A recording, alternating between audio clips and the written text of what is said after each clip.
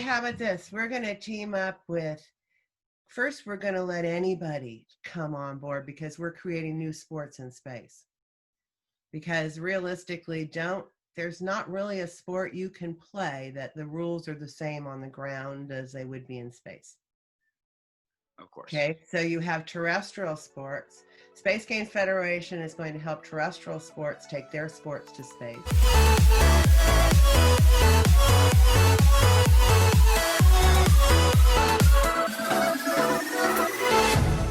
Hey everyone, welcome to The Rose Show. This week we have Linda Rheinstein. Linda is a sports broadcasting Hall of Famer, beginning her career when she was 7 as a runner working for her father at NBC News. Linda has started many companies across multiple industries, including Autographics, creating online graphics and implementing technologies for all major television and sports networks, including the launch of Fox Sports and including the now standard NFL's constant clock and score. Since then, she has not slowed down one bit and is now taking her aspirations into space. Linda founded the Space Games Federation, the first international governing and sanctioning body for competitions played in zero and microgravity, taking new and traditional sports into space.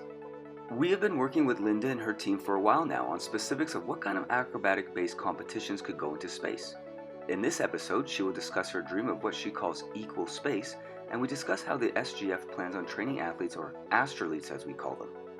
So for those of you who have ambitions to go into space, this episode is for you. Alright everyone, it's time to launch.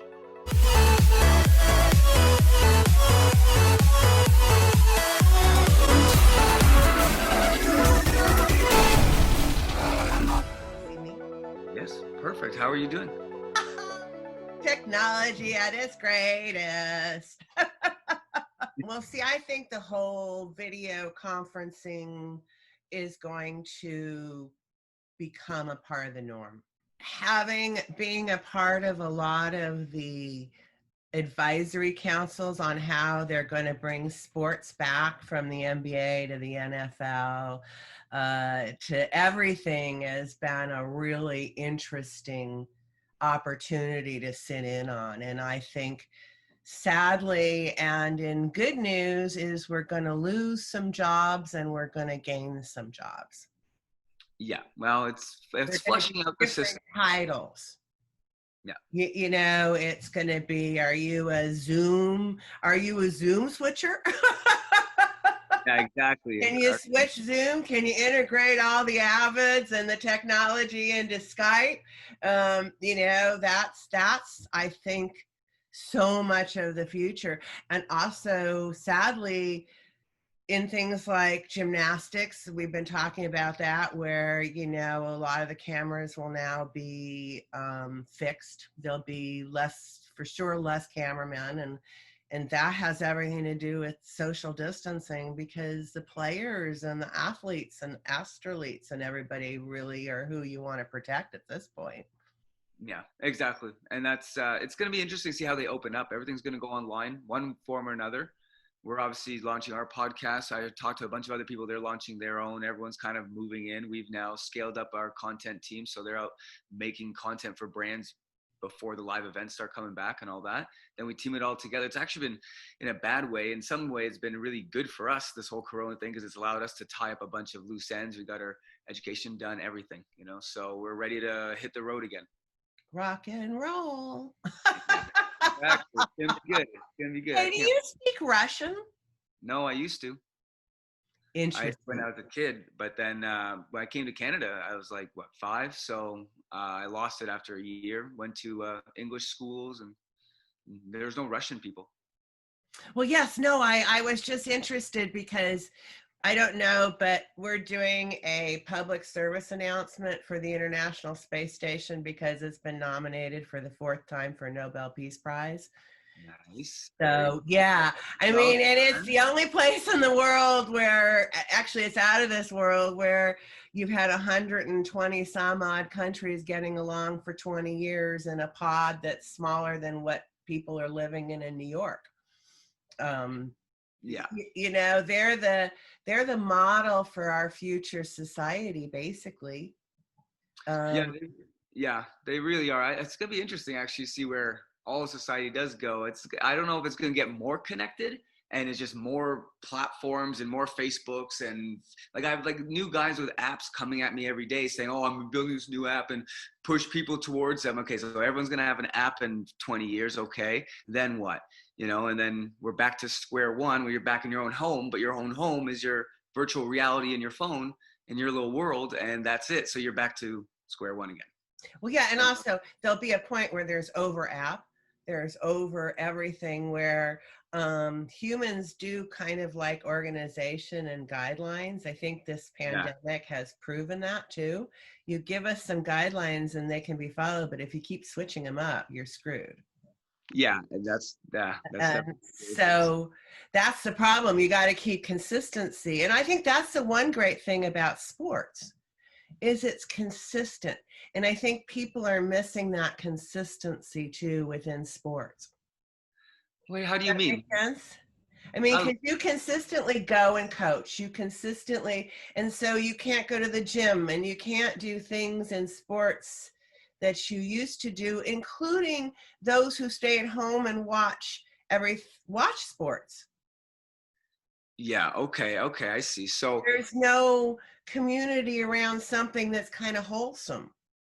Well, that's the thing, because my community was my gym, right? I went to gymnastics because my friends were there, not because I really cared so much about gymnastics. Gymnastics is just a thing you do with your body, but the reality is I was there with my friends. So when you lose that, now everything becomes only digital.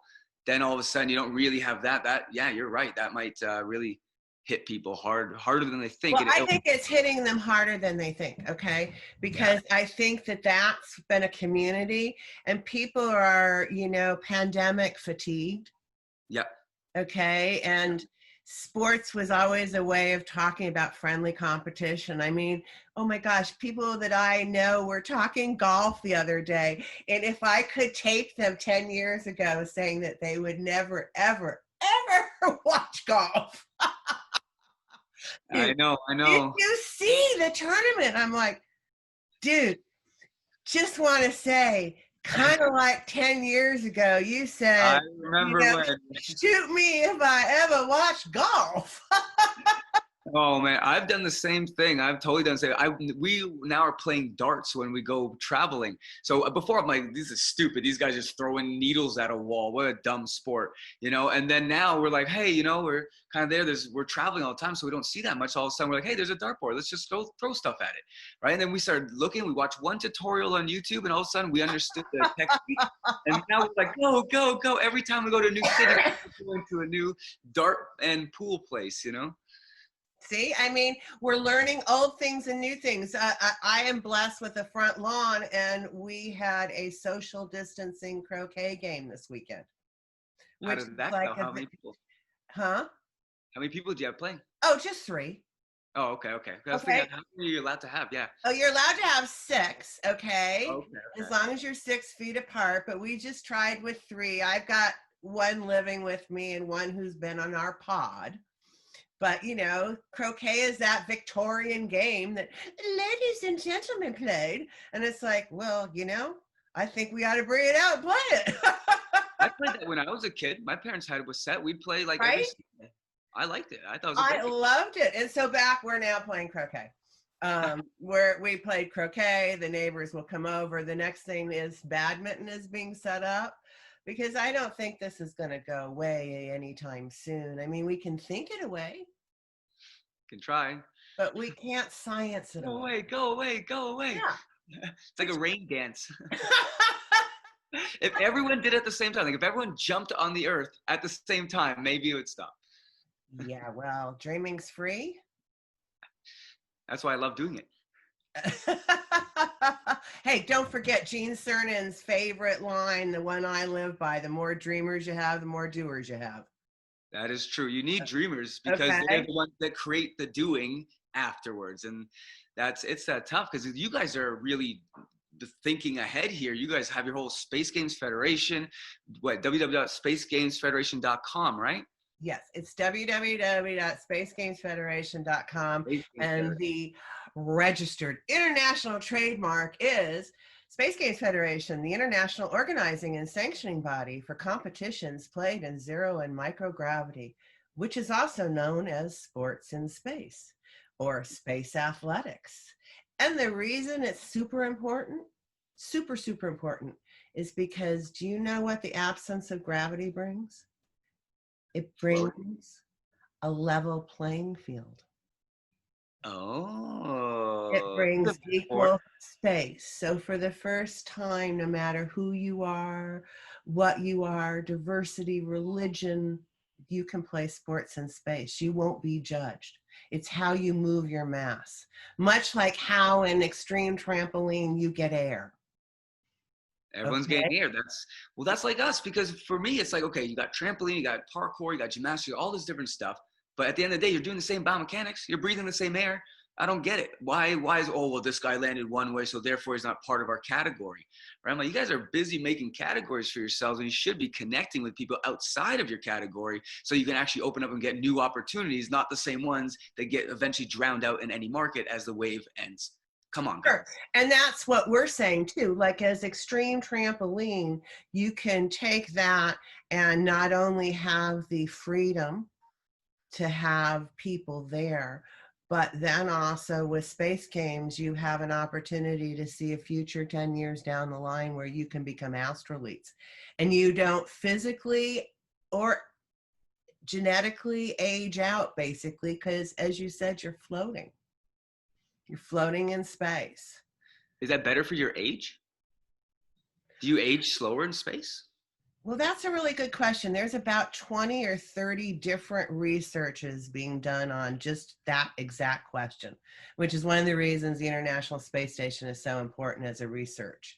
So papers are being written every day. That question is, I can tell you one that's been answered by the twin study, which is Mark and Scott Kelly, who each went up. One went up for a year, one stayed on the ground for a year. And when you're up in the space, you grow an inch, and when you come back to ground, you shrink because your body's expanding. That's funny. I thought I heard some research where they said if they left like just small organisms up in space, it changed their cell structures and all that sort of stuff. And that's what they're studying. Just like a definitive answer for a vaccine for COVID, that's why we must continue to study the cellular and molecular structures of everything from animals to plants to people, which is one of the reasons athletics plays into research so well, is because athletics has become so much of technology today, because you know, as a professional athlete, you're a commodity. I mean, the NBA player is a $20 million package that you must keep in prime shape. And they go through more technology than anybody really thinks they do. You know that. I mean, there are machines. There are different data points you have to collect.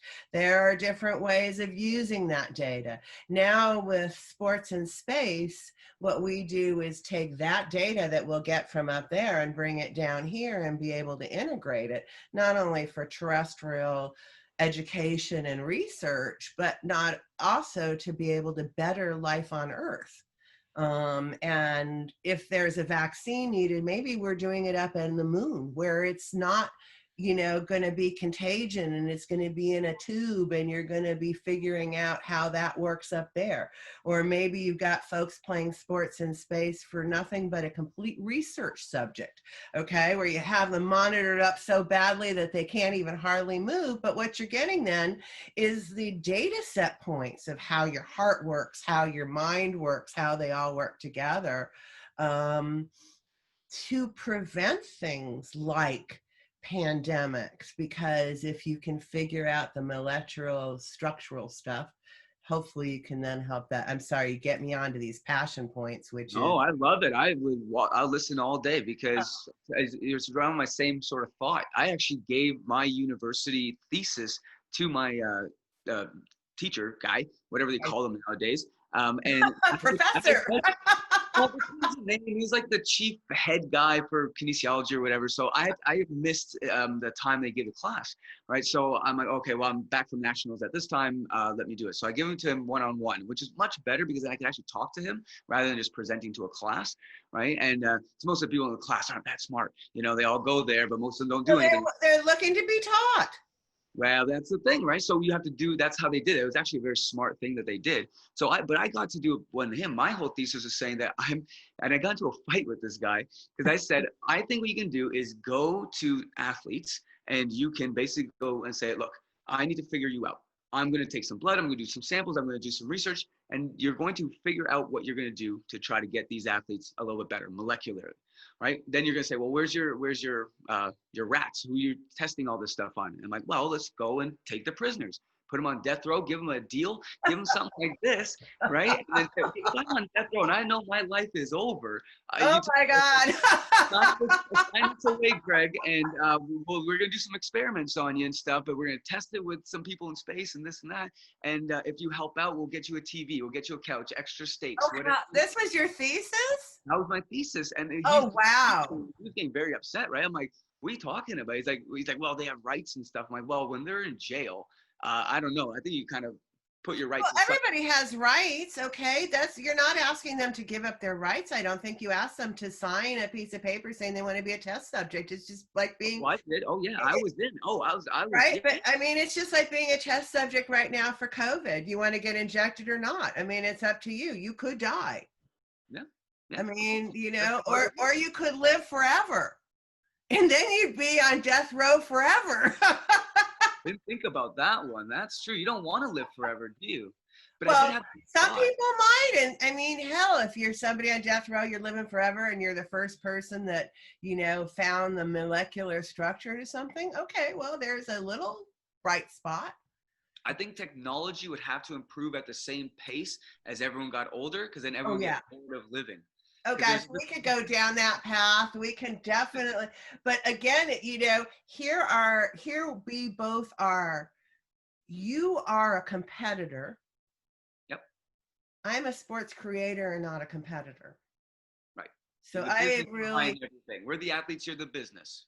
Well, it's not the business. It's also seeing what teamwork does and promoting something that increases teamwork.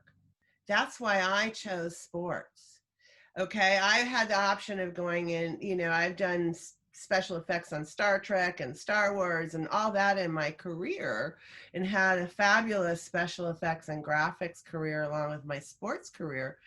But I always found that sports was genuine because you had to get your butt out there and perform. And if you didn't, see ya.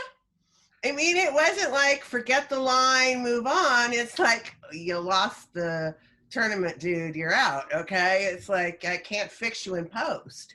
You believe in giving every kid a medal day? You know, that's a tough question. I'm not sure how you resolve that. Tough. I know. No one has yet.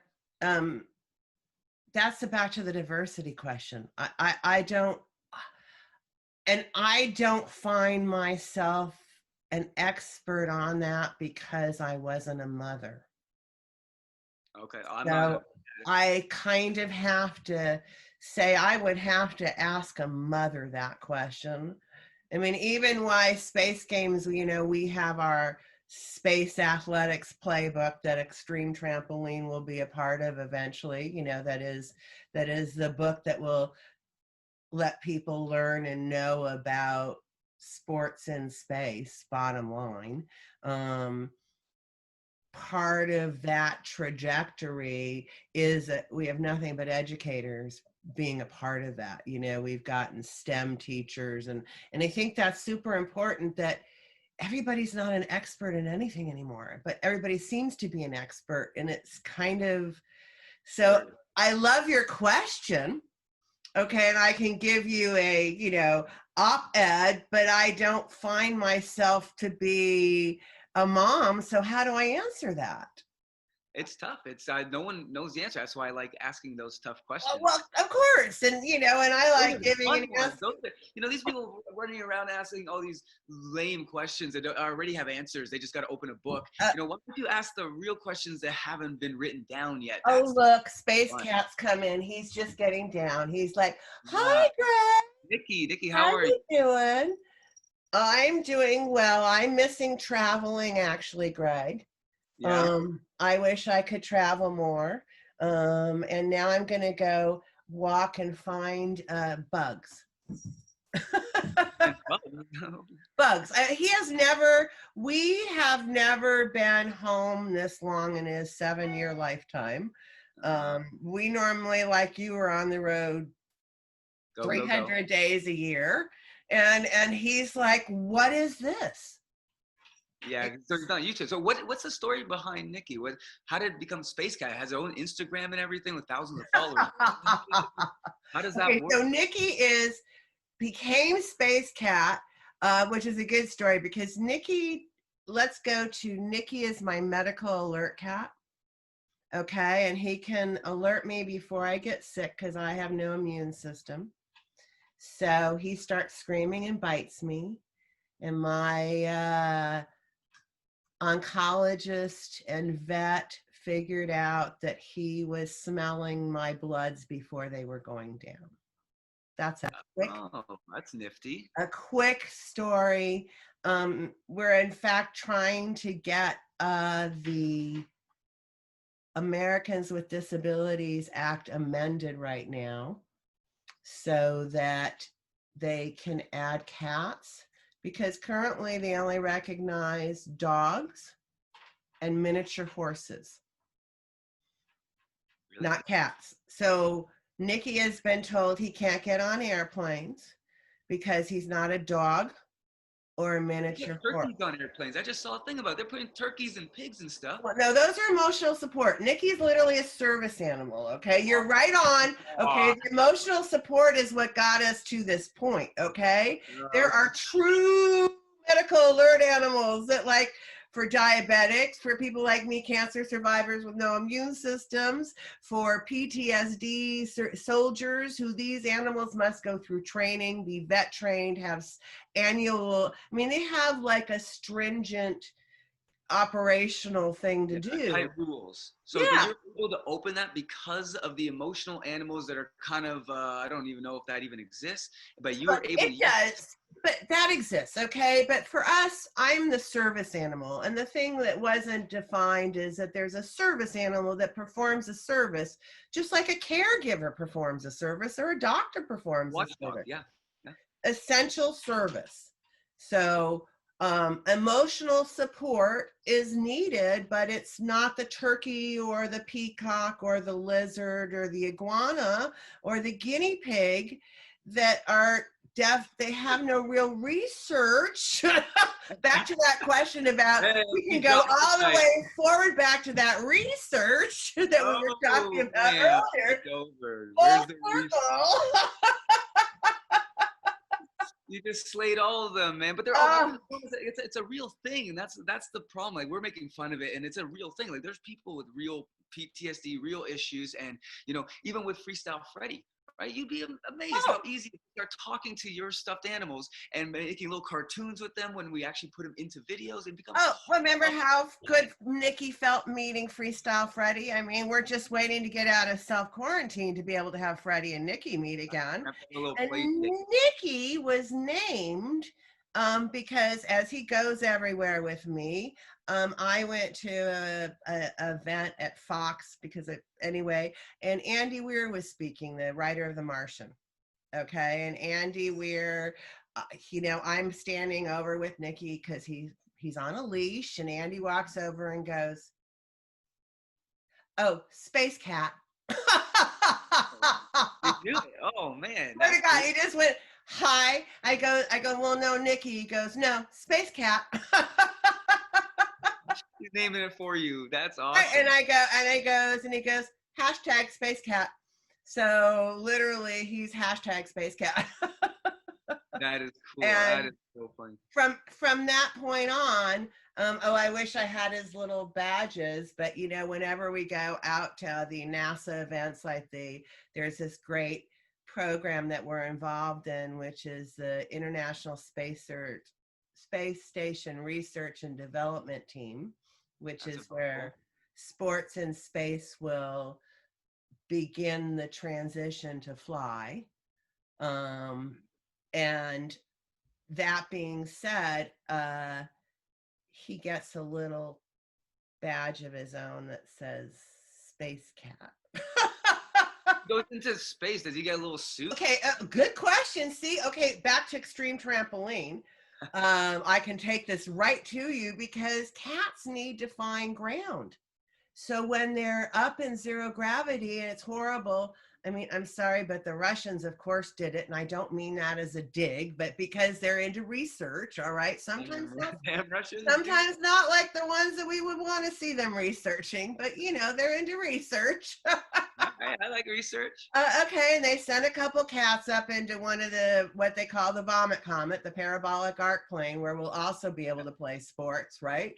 But the poor cat is trying to find gravity. So it's looks manipulated. Its ears are crazy. I mean, how you're when you're in extreme trampoline. Now I'm assuming this because I understand extreme trampoline from a technical standpoint because you're such a good explainer. I couldn't do it, but when you get air, come on, you can do it. Yeah, dreaming's free.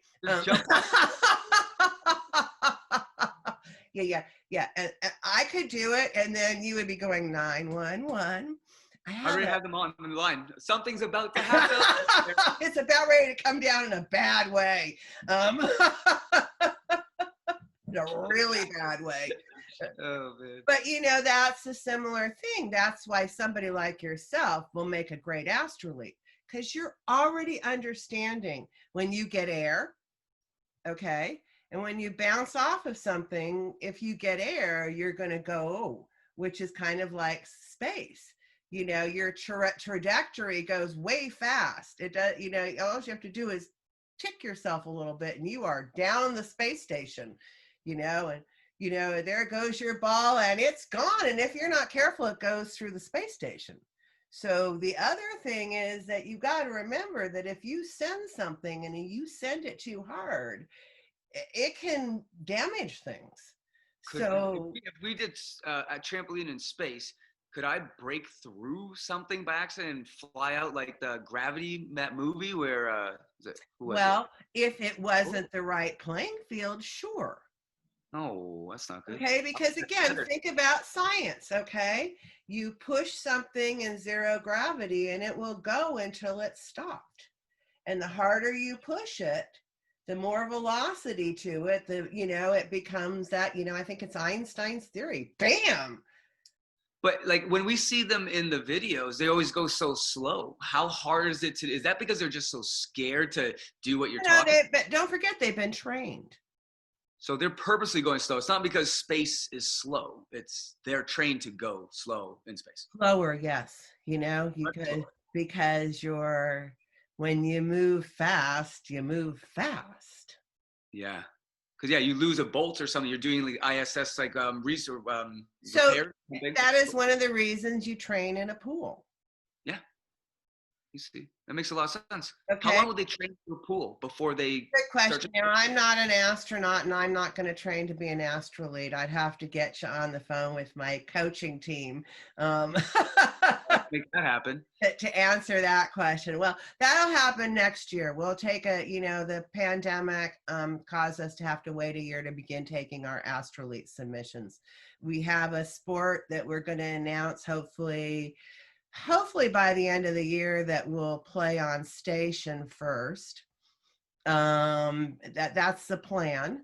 And from that point, then we will start opening it up for astrolates to start training to be able to start commercial space and commercial play, and really kind of more starting astrolates, if you think of kind of starting it as, the beginners, the professionals, college, you want to play college, you want to play high school, you want to play professional, giving yourself a trajectory.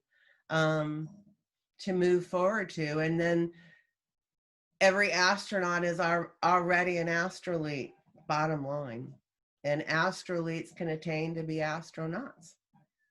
So you're making that transition, saying you're scouting from athletes, like acrobatic based athletes, or just tennis athletes, all athletes, right? Anybody.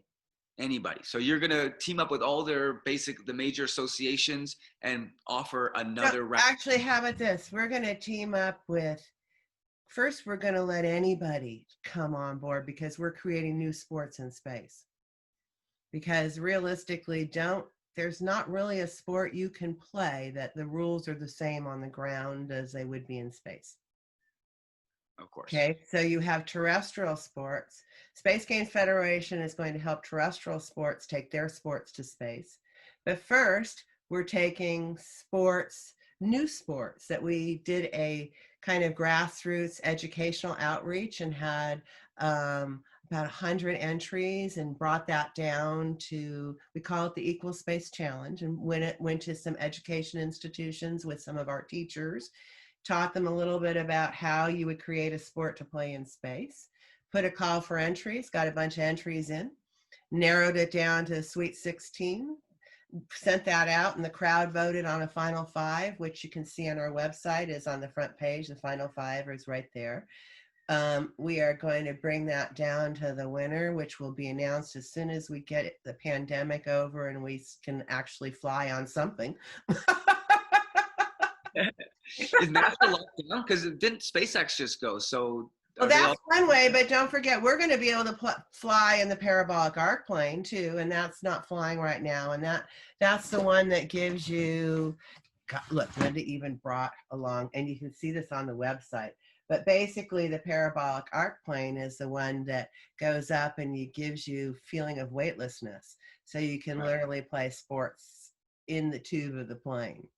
What's the max length of that curve? How long can you be weightless before you gotta recover? Okay, so you basically have, you start horizontal, you go with 20 seconds of 1 to 1.5G, 20 seconds of 0G. So it's about 30 seconds between 1 and 0G that you have playing, okay? That's a long time. And then you got a minute down, which is also, these games have created that minute as a field of play time too. So you don't have to stop playing. That makes a lot of sense. Okay. And then you go up and down again. So you're always playing. It's like you're playing on a roller coaster. They're rounds. It's rounds, like boxing rounds. Correct. And they're 30-second rounds. So they're fast. And nothing against golf. I do love golf, but they're fast. How do you do golf in a plane? Oh, you can. You will be able to. But wait, okay, that's that ball thing that goes through things that, you know. And don't forget, so Space Games is working with NASA as well.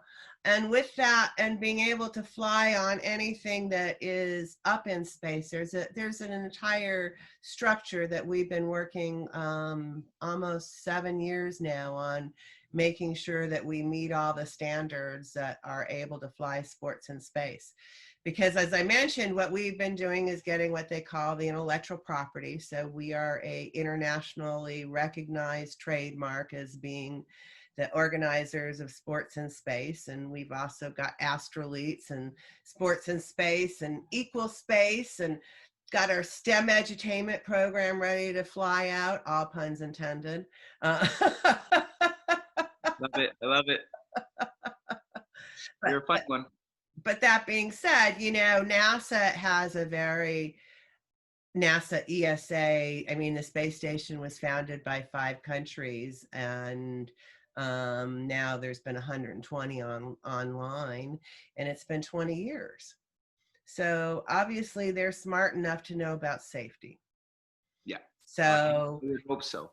Right. So what I'm saying about sports in space, yeah, we did just get somebody up there, even though it was SpaceX's rocket. It was NASA's coupler that was put in place. It was NASA's people that were helping it happen. It was a former NASA guy named Gerst who did human space flight that SpaceX was smart enough to pick up from NASA. You know, we're all intertwined. Yeah, and realistically, it's SpaceX, but you can't do anything without NASA or the European Space Agency or JAXA. I mean, the Japanese space agency is pretty awesome too. And part of, so every agency has a module essentially that they've assembled on space station. And within these modules, we go back to what you were talking about. There's amazing research that's being done that's super critical. Yeah. So if you throw a ball because you're having a little fun and it takes out 10 years of research of cellular, okay, well, that doesn't play well. My first guess would be that if you're doing something in a plane, this is just off the top of my head, that you're overall, let's say out of a 20-year career, I think you would have a lot less pressure on bones and arthritis and all these kind of aches and pains and overuse injuries because you're floating more, so there's less stresses naturally. Well, not the plane will probably be a little harder than station or the moon or Mars. I mean, we do plan on playing on the moon and Mars as well. The plane will be a little harder, okay, because you're going to be stressing a little bit more up and down.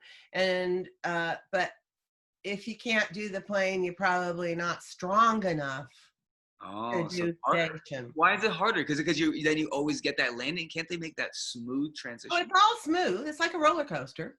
Don't think it's hard. It's like a roller coaster. Well, we'll get you on a plane one of these days, okay? And you'll understand it, all right? So, I mean, you can talk about it as much as we do. You can go on to spacegamesfederation.com and go to Space Games TV, and you can see some of the parabolas that have been done.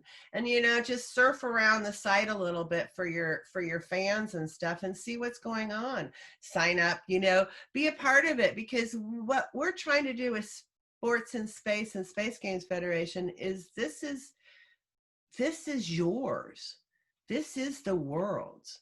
This is an opportunity to start anew, to change the perception of sports, kind of going back to what I said about the International Space Station. I'm a brat of space. Bottom line, my father did every space shot between Mercury, Gemini, and Apollo as the news director for NBC. Gene Cernan was his really good friend, and I called him Uncle Gene, okay? And Uncle Gene was constantly in my life, and his daughter and his wife, and I got to grow up around these astronauts. And I understand about the space station. It does bring peaceful coexistence, period. You have to. What about the Russians? You have no other choice. And guess what? It's great. And all the people that have been on station doing this public service announcement I'm working on to help, recognize them for a Nobel Peace Prize. But every astronaut that we have asked whether they would like to speak on behalf of it has not only said yes, but it's about time, and absolutely, and you got to get along up there. And sometimes you don't speak the same language. You for sure don't have the same cultures. And, and you have to eat, sleep, handle crises, be away from family. You have to always, how many languages do you have to speak to go into space to deal with that? Good question. All of them? I'm not sure. So Google has this thing you can hit it now and you talk into it. Right? Yeah, I think that's getting better, okay? I'm like, oh man, okay, I failed already. I don't think I can answer that question because, I mean, then you get into the stuff about NASA and it gets really deep. And that's one of the things that, in the 7 years in creating this and creating the team to help make sports in space happen, it's a process. Space is not easy. We make it look easy, but we also make special effects look easy. And since my career has been going in special effects, I can tell you that, what you see from every early sci-fi show, from, as I mentioned, Star Trek to Max Headroom to Deep Space Nine, that's a lot of work that goes into that to make it look pretty seamless. I mean, And today you got things like Mandalorian being produced in, gaming engines, and it makes it again look easy, but it's not easy. Yeah, it's a lot of technology, a lot of There's a lot behind making something look seamless and easy. And I think that's what NASA has been able to do when it's really hard. And I think the SpaceX thing reminded us it's not easy. But again, SpaceX made it look easy because they've been going up and down, sending satellites and supply missions. They've been learning. Yeah, they've got. It hasn't been easy. You got to go back. They've blown up a few rockets. They, thank God, have not killed anybody. What But about like Challenger and Apollo? What about all that stuff? Do they? Because I know there's documentaries and stuff all about that stuff. Do they still have that holding them back, or are they just moving forward? well, NASA put that to bed a long time ago. The only thing that I think really has held NASA up has been it was budget for a long time. Trying to get back to the moon was budgetary constraints. And come on, I got to give Russia like yay and prompts because they've been the ride for USA for the last, 8 or 9 years getting to the space station. I mean, That's what I'm going to ask. What's the relationship there? Because I know there's a bit that I saw something. well, I'm not from NASA, so I can't, I'm not, I love you're asking all these questions. I'm playing sports in space, okay? All right, I'll go. I'm not the UN, and I sure would like to be. But from a space games perspective, what I can say is, again, it's taken teamwork to keep that thing flying for 20 years. Okay. And it's a lot of countries. You can go and look. It's 121 countries that are up there and using the space station for something. Again, cellular molecular research, travel to Mars. How are we going to do it? Is it going to be a gas station?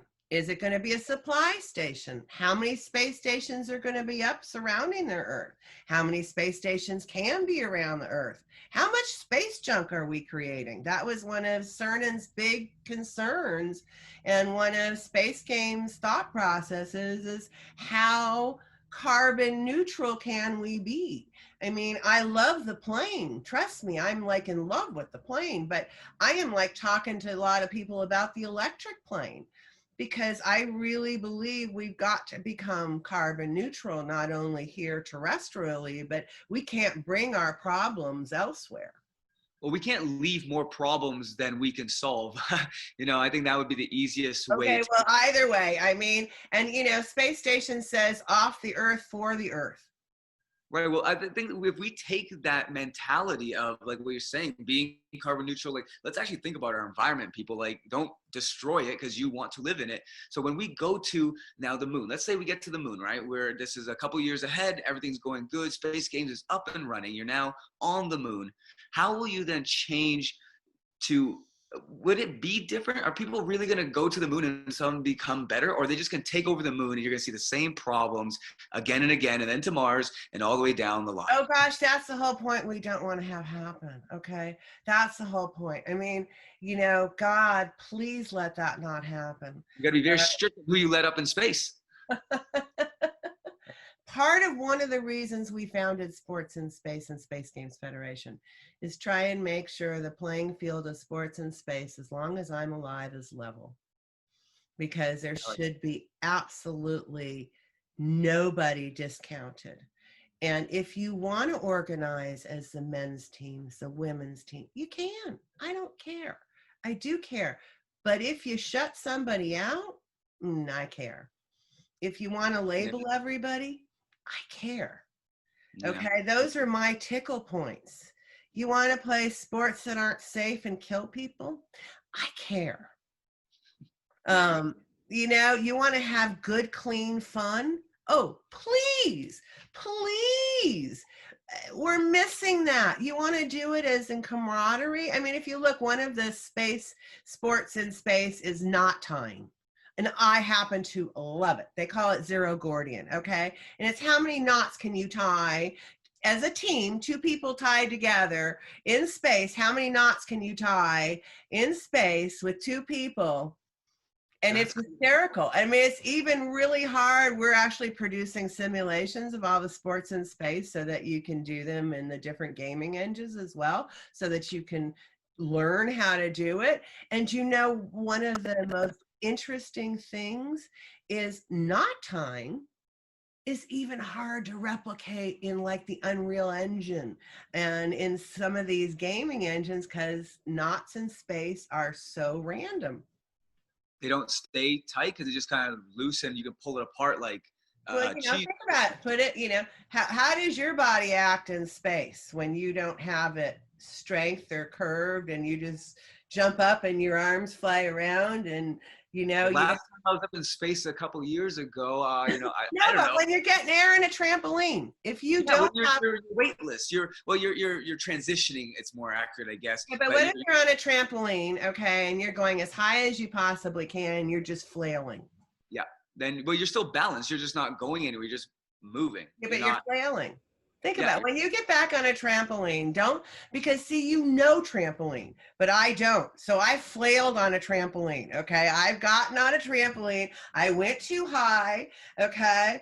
And if there are children watching, never drink and trampoline, okay? Not a smart move, okay? well, I know Some that one. people did that. But so, Cool to be nameless. please, but when you're flailing, if you think about it, a rope is flailing because it has no strength to it, has no wire to it. Makes sense. Okay, because Right? gave me a really cool idea. We have a lot of athletes that we work with, and they're always looking for new content ideas. I can easily get them to get a little rope, jump, jump, jump, and try to tie a rope before they land, like a little fun drill. And you can do different types of knots. We could Wow. even create a fun competition for that. Boom. Got it. Okay, done. What is the new thing? Fist pump? Yeah, they pump like this now. You gotta go to the camera. Fist pump. You gotta mix it. 1, 2, 3, fist pump. Fist pump. There we go. Third or fourth time was the charm. Hey, we're learning. Hey, I love learning, and that's why I went to my business partner. The first thing I told her when we first started working together was I want to go and put a trampoline on the moon. And we didn't even have a business at this point. I was still thinking about being on Team Canada and all that sort of stuff. I was like, I just want to go to the moon. I just want to see what it's like. I had a dream once that I was bouncing and I was on the moon and I was like, okay, I'm going to jump to the earth. Right. And then I'm like, okay, so I'm going to jump. And then I'm like, and I woke up in a nightmare because like, oh man, I forgot. I'm going to now miss the earth and I'm now floating in space. So I'm like, oh wait, I'll just tie myself to the trampoline. No problem. I'll make it really heavy. And then I'm fine. I went back to sleep and never thought about it again. But, I want to do that from day one. So I want to create like a trampoline park on the moon and then have people do like sports in space. But you could do, the way I'm looking at this is that you can take tennis on a trampoline. You can do golf on trampoline, football, UFC, slam ball, basketball on trampoline. But what? I got a silly question for you, Greg. Yeah. Can't you just do extreme trampoline on the trampoline and just add things? You don't have to take other things up. I think that's the whole point, is to create new opportunities. We got golf down here, so maybe we do something with a golf ball, but is it really golf? Oh, we're thinking different now. Well, that's the whole point. I love sports. Obviously, I mean, I'm a Hall of Famer in sports. Okay, hello. Obviously, love terrestrial sports. But I also know and have been able to see over my career that we have an opportunity to change, to create new. I mean, we're bored of the sports right now. Is that what you're saying? The terrestrial, boring sports aren't fun? Are you trying to make sports cool again, like all of them? No, sports are cool. Okay. I was just asking because I was like, okay, I'm giving more opportunity. Think different. You said it before. Think different. Knots. Let's start with knots. Knots has been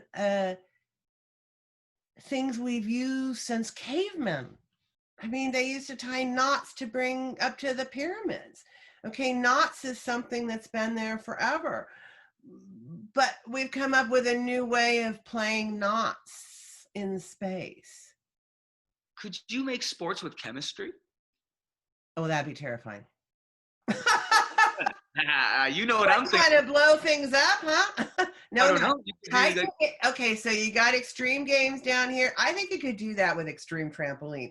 I'm pretty sure that NASA and the other space agencies, when you said I'm going to play with chemistry, they got all on scared. They're like, what? No, station, we'll do that. along with every other agency that controls space, will go, yeah, take that somewhere else, please. Come on, I've had a hard enough time trying to help people understand that sports in space is equal space. It's research. It's not only fun, but we have athletics in every university. We took athletics and physical ed out of so many things that we've forgotten about it.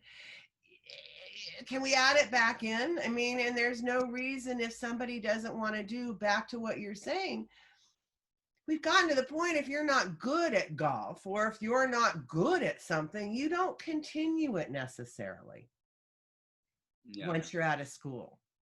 Right. Yeah.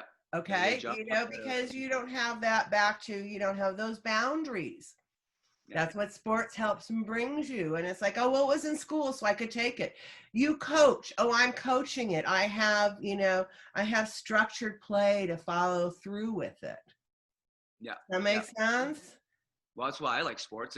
Part of why I like sports. I like sports because it also allows you to kind of compare and test results and try new things and test yourself against people in reality, which I like. But the structure really was the only reason that I got out and did what I'm doing now, is because without that 20 years of gymnastics training that was a lot more not freestyle, then this would never even happen. You know, now, is that where you met Daniel Gove? Because wasn't it Daniel, Mr. Gymnastics, who brought us together? I mean, because he saw gymnastics and wants to play gymno in space. I know. I was talking to him about it. He wants to put a high bar up there and do some stuff. That's cool. So, I mean, and so Daniel is connected and, trying to bring all of these sports like you're talking about to space. Okay, they're an example just in our universe. We've got two different sports. Yeah. It's called a space bar, not a high bar, up in Daniel's word. Okay, it's like a high bar, but it's a space bar. You guys are inventing a whole new, not even just a new realm of sports, because you're saying that you're inventing the realm, because everything is now going to be in your space. I don't think it's inventing. I think we're giving we're giving a structure, an opportunity for people to take and play sports in space. But don't you now only have a small percentage of people that have the motivation, the drive, the basic faculty? Sure. You only have a small group of people. But if you want to train to be an astrolabe, it's going to take a couple of years to do that training to become an astrolabe, and hopefully it will be part of a curriculum that will be deployed through the universities so that you can train to be an astrolabe. Oh, so you're getting them young. You're getting them early. It's not like you're waiting for them to be 40 years old, done their careers. You're looking right in high school, potentially even. Absolutely, because those are the kids that have been brought up on video games. Okay. You want to get away from video games. I want to tie in video games with what they're doing. I want them to see that their video games will take them to a potential another career, being an astrolabe or a coach or something in the realm of sports and space or space athletics. That it's not just, it's you've got a career after coming off of a video game too. If you're League of Legends, whatever you want to be, what more fun than to become an astrolabe next? Yeah. And what more fun to be able to say, hey, I did my extreme trampoline and I qualified through the terrestrial extreme trampoline. So now I can play space games, sports in space. So you're going to make the athletes have to qualify through the associations like ours and say, okay, the top one of whatever. Well, I'm not going to make anybody do anything, but it's that. That's how you're structuring it, though. You're the structure is to hopefully make the right partnerships with people like extreme trampoline, gymnastics, the other terrestrial sports, to be able to say, like you're saying, how help us, we will help, we will work together to take sports to space for extreme trampoline. So if you want to come through as an extreme trampoline person and be a part of, hey, we're going to start tying, we'll find a prize. You can only do it through here. Yep. Okay. Does that make sense? I mean, you know, again, we're trying to make it inclusive, not exclusive, because the thing I think we've learned as of late is inclusivity works, not exclusivity. And we've had a lot of exclusivity in sports to date with a lot of, you know, kind of patterns we've followed. So now's an opportunity to take some of those patterns and recreate them, because our boundaries have been opened in many aspects. Going out of the box. Got to think out of the box. I love it. I love it. That is really cool. Is there any sport that can't be done in space for just some reason? That's an open-ended question. I don't know. I mean, you know, if I was a scientist, I could tell you. But you got to try them all first. Well, no, you can't. I mean, think about it. Seriously. What terrestrial sports rules translate exactly to space? Not exactly, but just the same frame. So you're starting from scratch? Everybody's starting from scratch. You have to create new rules. You have to create new rules for extreme trampoline. You will have to create new rules for what you play. I'm already thinking like. Right, that's what I'm saying. So, I mean, that's a part of why it's not ours to do. We don't want to say, this is how you got to do it. And because everybody has other ideas. Back to Gene Cernan, one of my mentors and co-founders. The more dreamers you have, the more doers you have. So Greg, that's why we asked you to come be a part of the Equal Space Council, is because you're a dreamer and a doer. And you represent an international flavor. And you represent something that took something simple and said, hey, we're going to take trampoline and we're going to make it extreme. We're going to make it so that you have an opportunity to think out of the box. Well, this is why I think we mesh so well. This has actually been one of my most fun interviews because I can see the passion you have for what you do, and it's the same thing that I feel bounces off, because for me it's like I saw everyone's, I guess what you're doing, like for you would call it a terrestrial sport. I call it, let's say, Team Canada. I know what you guys are all doing. I got it. It makes sense in that level. That's fine. But there's so many opportunities that are just under your nose. Like a physicist would say, all the dimensions in front of you that you just can't see, but they're there, and they didn't see it at that time. They're still not quite seeing it fully, but we are making an example of what it could become. And we're putting our athletes, they're doing content now with like pogos and trampolines. We're doing tennis and volleyball on trampolines. We're trying to change trampolines, put them upside down, hang from helicopters, and do like competitions. These are the kind of things we're getting our guys to do. And people are looking and going, what? But we're like, no, this is outside the box. If you train it right, just like NASA, if you train it properly, even if you're going to a rocket and shoo, right out of here, it's still safe if you have the education. And we have taken these kids and given that education. And I like what you said is that you guys, being the more administrative part of this, are actually looking to people like us that do know our community, not just handing down orders saying this is how you have to do your sport. Let them create the sport. And that's what we've done with our guys. I get a lot of criticism from the traditional guys because they say, you should make the sport for them. Tell them how to be safe. Tell them what to do. I'm like, whoa, hold on. They're creating this. I'm here to help. I'm not going to force people to do stuff. You're going to destroy the market if you do that, first of all. Second of all, it's not fun. B, and third of all, that's just not who I am. We're not allowing the creative freedom that so many seek and that technology has allowed. Okay, so you can either do stupid things with creative and technology, okay, and I can list about, I have now watched under quarantine more TikToks than I ever thought I even knew that there were TikToks. And I had no idea what people did, and I went, okay, and I thought Instagram was interesting. Okay, so, but but that's life. And I've seen thank God one of my cousins is on the front lines fighting COVID, and she says some of the funniest things are what stupid people are doing to do Instagram and TikTok videos. She said, we've had more stupid ER visits. Oh, just to get famous, Yes, but so there is, let's give people the opportunity, as you say, to create a playing field that's safe. And so, I look forward for us working together. And the minute we can get out, let's do Zero Gordian extreme trampoline style and figure out how we create the boundaries for the game. Okay. Yeah, you gotta make parameters. Okay, you gotta set the rules and the boundaries. Okay, otherwise you wouldn't have any sport. Everyone just floats around space with a racket. You have a trampoline in your sport, all right? Trampoline included. It has one restriction: you have to have your sport. Yeah, gotta have two people and a piece of string, and maybe a set of knots you want to tie in a certain amount of time. Yeah. And then we'll have to have a tutorial on. We're creating these tutorials on how to tie knots.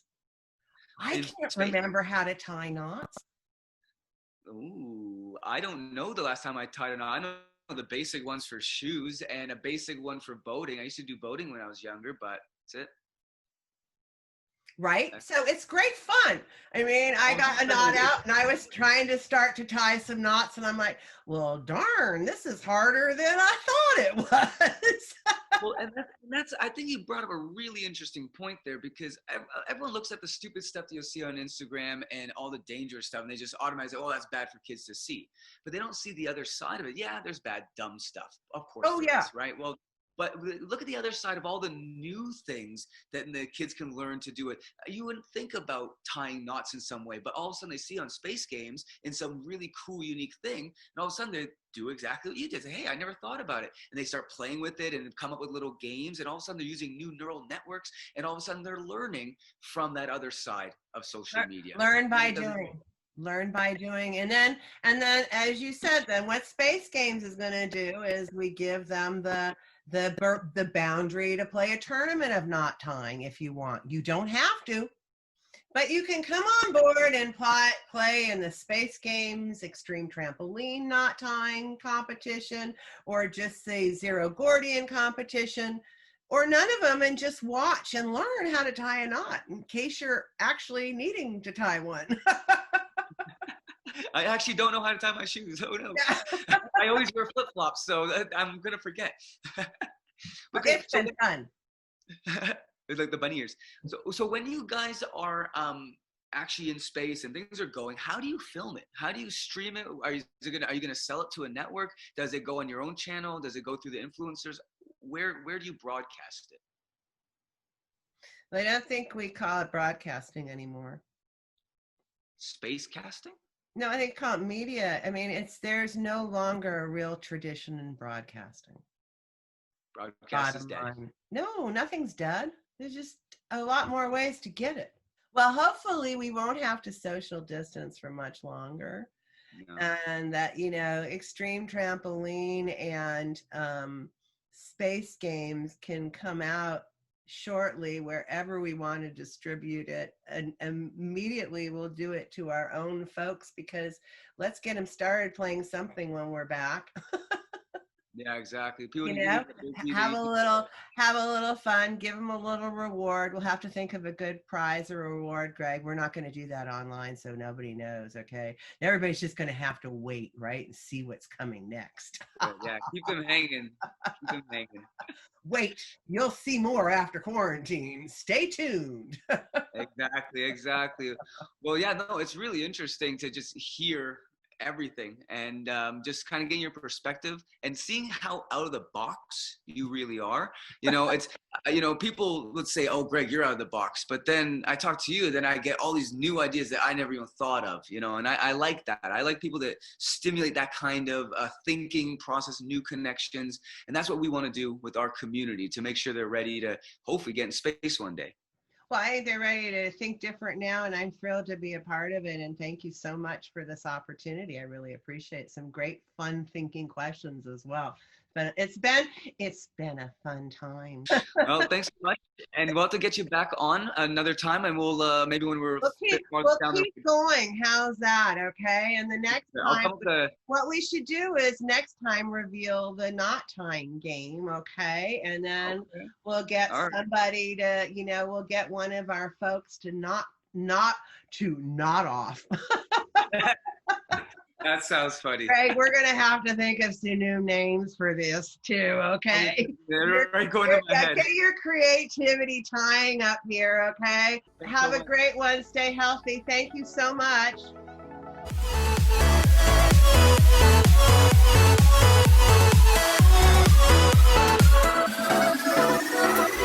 Well, I hope you guys enjoyed and learned a few things. There's a big world out there worth exploring, and I'm happy to be able to bring these great experiences right to you through this podcast. If you enjoyed this podcast and learned something, please share and take a screen grab of our funky cartoons and hashtag GRT certified for a chance to win a shout out to our community. Also, please leave us a review to be part of helping this information get out into the industry. It's much appreciated. Along with these podcasts, we have a large online content hub that we call the GRT Network, with many other interviews and full tutorials and written content discussing everything about acrobatics. We will be constantly growing this archive of videos like a cross between Netflix and Wikipedia for anyone in the acrobatic industry. We also have a complete online educational program for athletes of all levels that provides a do-it-yourself pathway to success for any acrobat. Check out our constantly growing library of playlists that will teach you anything from tightening up your social media, to how to get around fear, to even learning all the biology that underlies all your acrobatic skills. We work very hard with our team around the world to provide this exclusive content for you and appreciate any donations made to the FTA to help keep these episodes coming at you. And if you want all the content, become a GRT Network full member to get exclusive content before everyone else and access to special discounts and giveaways through our amazing global partners. Thanks guys, see you next episode.